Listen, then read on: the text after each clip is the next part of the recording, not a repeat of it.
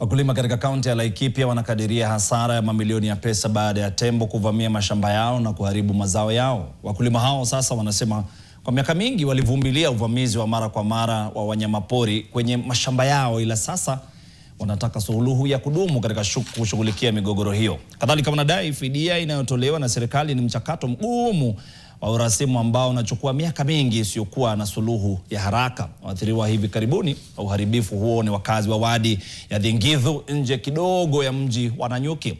Shirika la KWS limekiri kwamba kumekuwa na ongezeko la harakati za makundi ya tembo kutoka msitu wa Mlima Kenya kupitia maeneo ya makazi jirani na hifadhi ya Olpajeta, wanyama hao wakifuata njia ya zamani ya kuhamahama.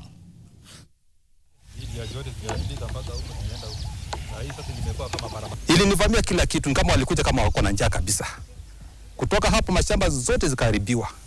Mpaka saa hii tena leo hii wamekuja tena. Tumevamiwa tena kweli kweli. Na hizo ndovu sana zinatoka kule naitwa Laikipia Olpajeta pale. Ndio inatusumbua hapa sana. Kama saa hizi zimetrample kwa hii ground kwa shamba, unashindwa utatumia human power ama utaita matrakta zikuje zilime zichimbue tena juu mikono sasa haiwezi fanya. Na kila mwaka serikali inaweka pesa kwa budget ati ya kwamba ndovu zitachungwa. Kuna wafanyikazi wa serikali ambao wamepewa hiyo kazi. Kuna viongozi ambao wamechaguliwa wanapaswa kushughulikia maslahi ya wananchi. Lakini ikiwa mko kwa ofisi na hakuna kitu mnafanya, afadhali tu muondoke.